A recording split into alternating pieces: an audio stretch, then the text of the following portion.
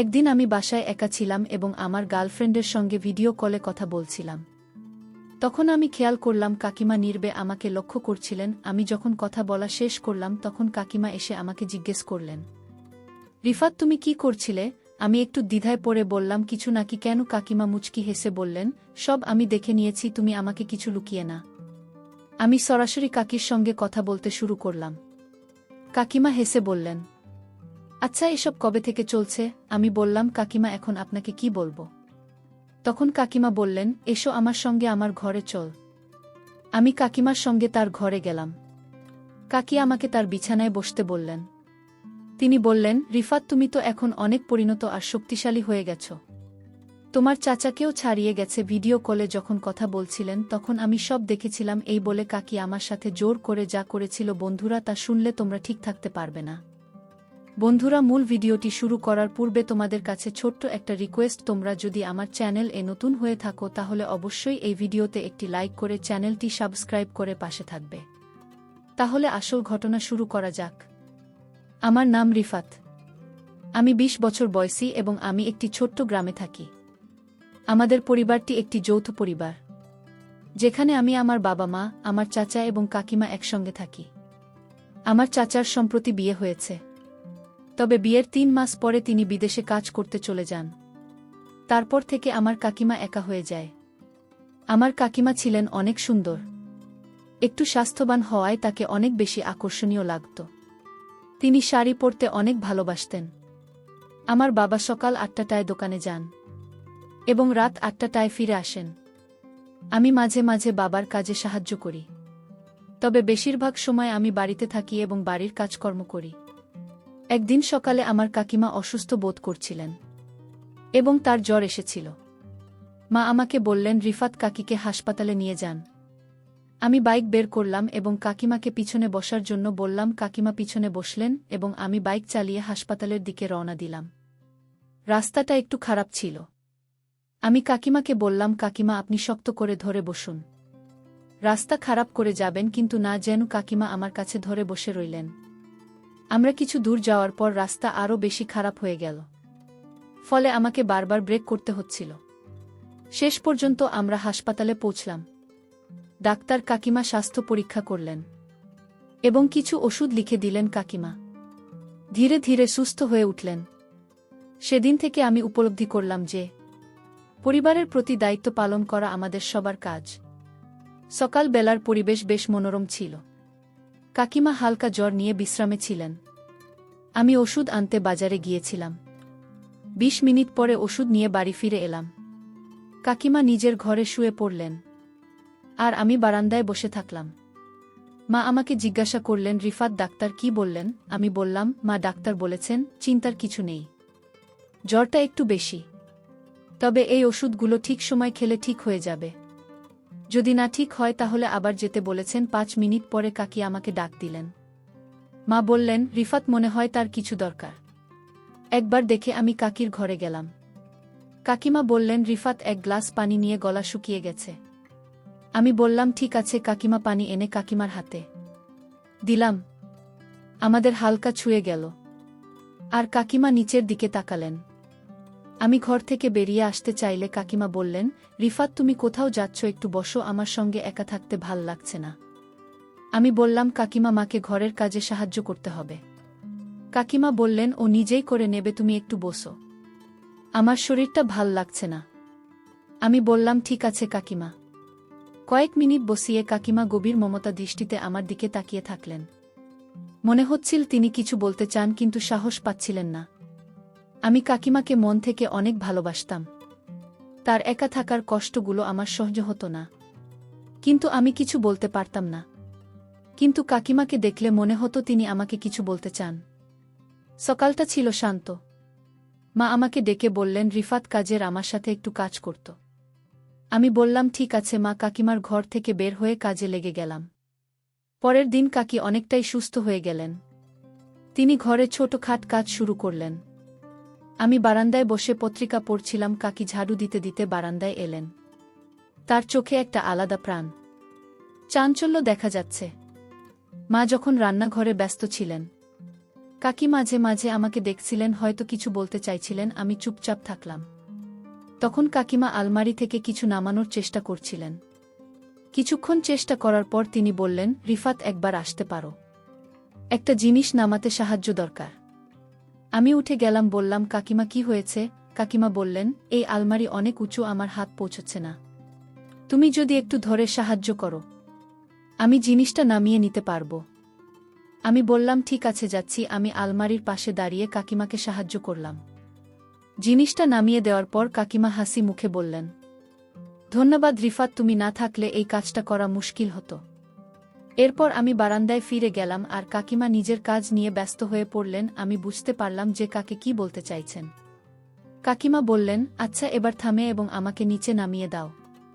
যখন আমি কাকিমাকে নিচে নামলাম আর তিনি গভীর নিঃশ্বাস ফেললেন, আমি বুঝতে পারলাম যে কাকিমা আমার প্রতি এক অন্যরকম আকর্ষণ কাজ করছে।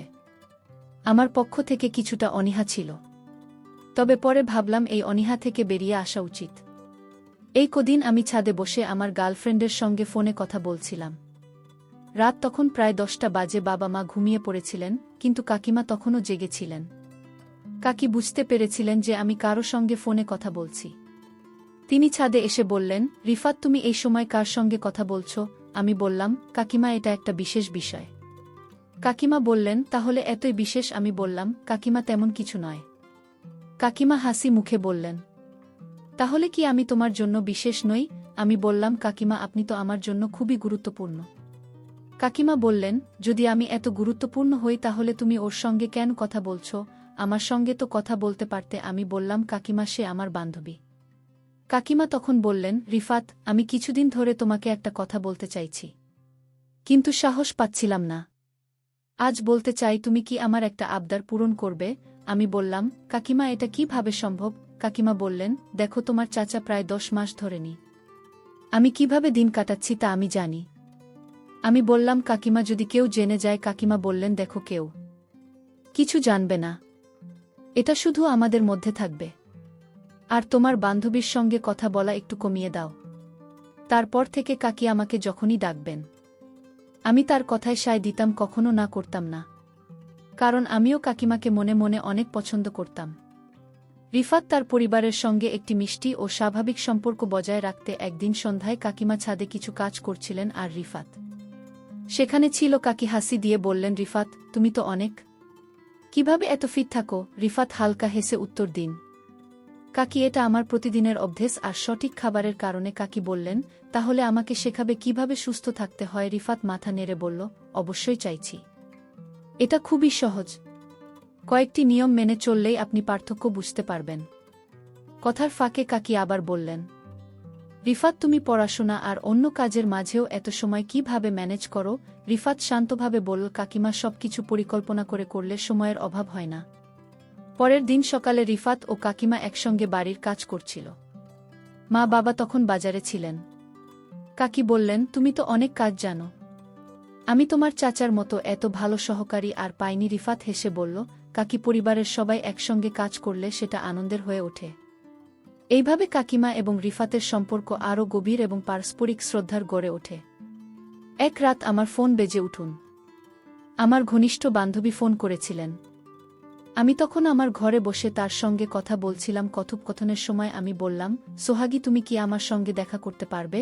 সে একটু অবাক হয়ে জিজ্ঞেস করল, রিফাত, এতদিন তো আমাদের বন্ধুত্ব হয়েছে, কিন্তু তুমি কেন হঠাৎ এমন কথা বলছো?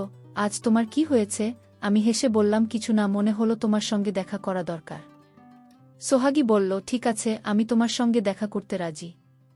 বল, কোথায় দেখা করব? পরের দিন আমি তাকে একটি নিরিবিলি জায়গায় নিয়ে গেলাম এবং তার সঙ্গে সুন্দর সময় কাটালাম। সোহাগী ও আমাকে না করেনি, কারণ সে আমাকে অনেক ভালোবাসত। আমাদের দুজনেরই জানা ছিল যে আমরা ভবিষ্যতে বিয়ে করার পরিকল্পনা করছি, কিন্তু সোহাগী জানত না যে আমার জীবনে আরও একটি সম্পর্ক আছে। আমি চেষ্টা করেছিলাম বিষয়টি গোপন রাখতে। আমি জানতাম যদি সে জানতে পারে তবে সে আমাকে ছেড়ে চলে যাবে। তাই আমি কাকিমার বিষয়টা গোপন রেখেছিলাম। এই অভ্যাস আসলে আমাকে আরও বেশি জটিলতায় ফেলে দিয়েছিল। আমি বুঝতে পারছিলাম না কিভাবে সামলাব। সেদিন সোহাগীকে তার গন্তব্যে পৌঁছে দিয়ে আমি বাড়ি ফিরে এলাম। অনেক ক্লান্ত হয়ে পড়েছিলাম এবং আমার ঘরে গিয়ে শুয়ে পড়লাম। তখন দুপুর প্রায় 2টা বাজে। আমি কখন ঘুমিয়ে পড়েছিলাম বুঝতেই পারিনি। হঠাৎ 4টার দিকে ঘুম ভাঙান। কিছুক্ষণ পর আমার ঘরের দরজায় টোকা পড়ল। আমার কাকিমা ঘরে ঢুকে বললেন, রিফাত, কি হয়েছে? আজ তোমাকে বেশ ক্লান্ত লাগছে। আমি বললাম, হ্যাঁ কাকি, একটু কাজ ছিল, সেটা শেষ করে ফিরেছি, তাই ক্লান্ত লাগছে। তিনি জিজ্ঞেস করলেন, কি কাজ করছিলেন? আমি ভেবে দেখলাম যদি সব সত্যি বলে দিই তবে পরিস্থিতি জটিল হতে পারে। তাই বললাম, আরে না, তেমন কিছু নয়। বন্ধুদের বাড়িতে গিয়েছিলাম, তাদের কিছু কাজে সাহায্য করছিলাম। তাকে সত্যি কথাটা আর না বলাটাই তখন সঠিক মনে হয়েছিল। যদি সত্যি বলে দিতাম তবে বড় ভুল হয়ে যেত। কাকি বললেন, ঠিক আছে, কিন্তু তোর মা তো বাড়িতে নেই, একটু সময় পেলে আমার ঘরে চলে আসিস। আমি বললাম, কাকিমা, আজ খুব ক্লান্ত লাগছে, কাল নিশ্চয়ই আসতো। তিনি বললেন, ঠিক আছে, কাল দেখা করিস। কাকিমা আমার কথা শুনে কিছুটা মন খারাপ করে ঘর থেকে বের হয়ে গেলেন। এই কথোপকথনের সময় আমি বুঝতে পারছিলাম কাকিমার সঙ্গে আমার বেশ ভালোই সম্পর্ক তৈরি হয়েছে, কিন্তু সোহাগের সঙ্গে আমার সে রকম বোঝাপড়া তৈরি হয়নি। সম্ভবত অভিজ্ঞতার পার্থক্য থেকে এমনটি হয়েছে। একদিন কাকি তার চাচার সঙ্গে ফোনে কথা বলছিলেন। দুজনের মধ্যে তর্ক শুরু হয়ে যায়।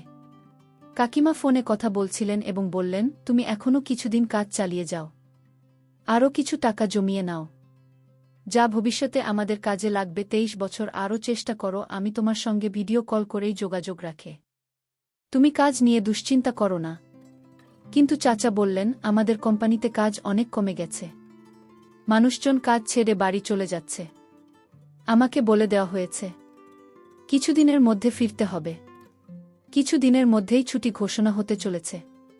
কাকিমা এই কথা শুনে ফোন কেটে দিলেন। আমি জিজ্ঞাসা করলাম, কাকিমা, কি হলো, আপনি এত চিন্তিত কেন? কাকিমা বললেন, তোর চাচা মনে হচ্ছে এই মাসের মধ্যেই বাড়ি চলে আসবে, যা করার আছে এই মাসের মধ্যেই করেনি। আমি বললাম, ঠিক আছে কাকি। এরপর আমরা সময় একেবারেই নষ্ট করিনি। 1 মাস কেটে গেল এবং চাচা বাড়ি ফিরলেন। চাচার বাড়ি ফেরার পর আমি আবার আমার বান্ধবীর সঙ্গে কথা বলা শুরু করলাম। সে বলল, রিফাত, আমার বাড়িতে আমার বিয়ের কথা চলছে। তুমি যদি সত্যিই আমায় বিয়ে করতে চাও তবে তোমার বাড়ির লোকজনকে আমার বাড়িতে পাঠাও, না হলে আমার বিয়ে অন্য কোথাও ঠিক হয়ে যাবে।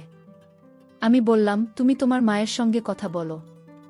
সে বলল, আমি চেষ্টা করছি, কিন্তু তারা জিজ্ঞেস করছেন ছেলেটি কি কাজ করে। আমি কি বলবো? আমি বললাম, তুমি বলে দাও ছেলে নিজের দোকানে কাজ করে।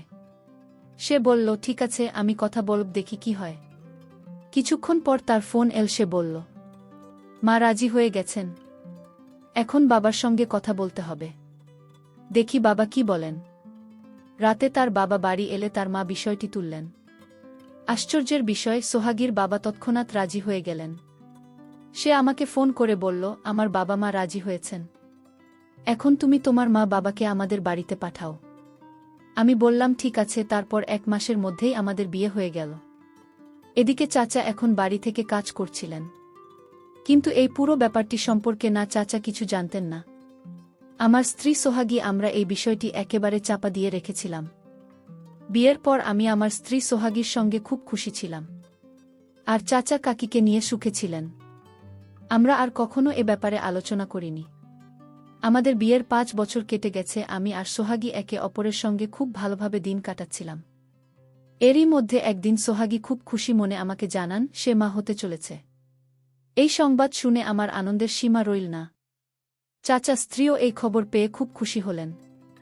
আমাদের বাড়িতে যে নতুন প্রাণের সঞ্চার হল। চাচার সঙ্গে আমার সম্পর্ক এখন অনেকটা বড় ভাইয়ের মতো হয়ে গেছে। আমাদের বন্ধন আরও দৃঢ় হয়েছে। কয়েক মাস পরে আমাদের ঘরে এক সুন্দর কন্যা সন্তানের জন্ম হল। আমরা তার নাম রাখলাম রুবিনা। সে খুব দ্রুত আমাদের পুরো পরিবারের প্রিয় হয়ে উঠল।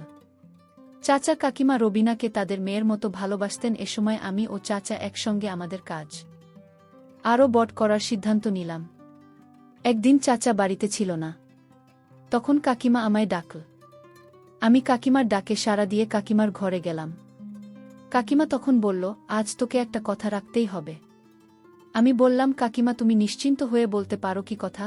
কাকিমা বলল, আজ তোর চাচা বাড়িতে নাই, 2 দিন পর কাজ শেষ করে বাড়ি ফিরবে। আর তাই তুই আজ আমার সাথে থাক। আমিও কাকির কথায় রাজি হয়ে গেলাম। সারারাত কাকির ঘরে থাকলাম। এদিকে আমার স্ত্রী জেনে গেল আমি যে কাকির ঘরে আছি।